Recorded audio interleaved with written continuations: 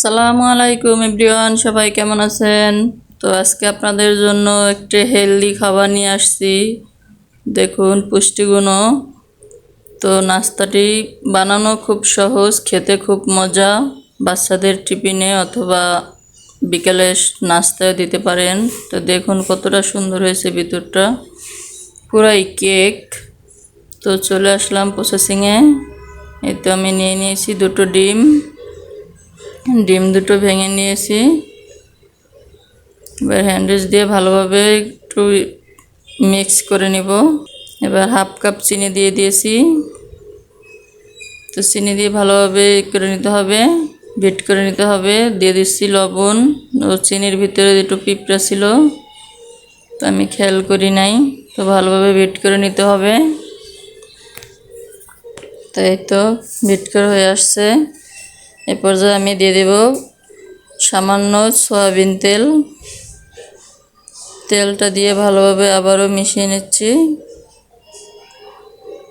যতটা ভালোভাবে মিশাবেন ততই ভালো হবে, ভিতরটা খেতে অনেক মজা হবে।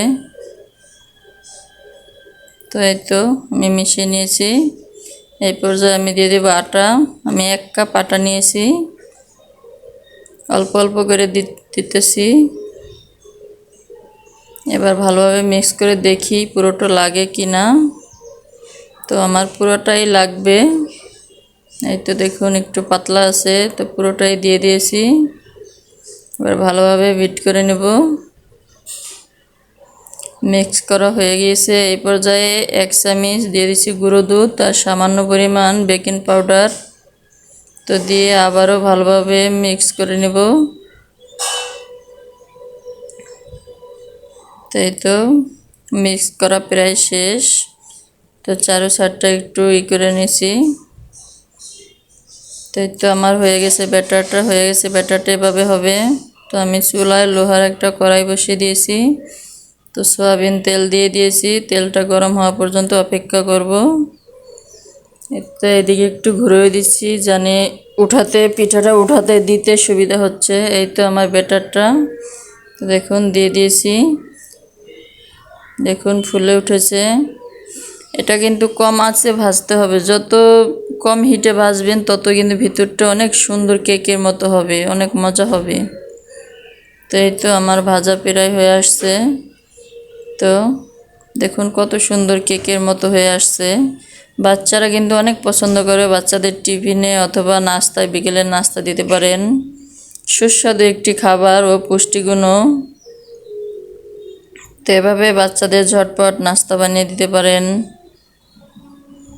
তো এই তো আমি আরেকটা ভেজে নিয়েছি, দেখুন ফুলে একেবারে কেক হয়ে গিয়েছে।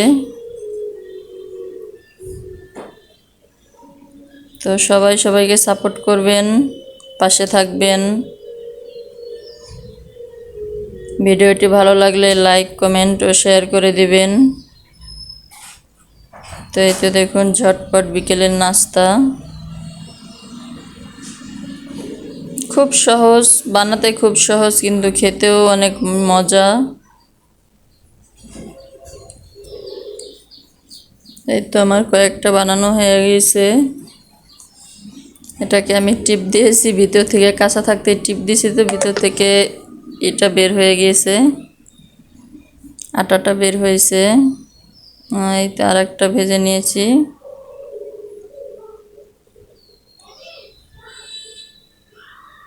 এটা খুবই কম আঁচে ভাজবেন, তাহলে ভিতরটা কিন্তু অনেক সুন্দর হবে। বেশি আঁচে ভাজলে কি হবে, উপরটা লাল হয়ে যাবে কিন্তু ভিতরে কিন্তু কাঁচা থাকবে। তো খুবই কম হিটে ভাজতে হবে।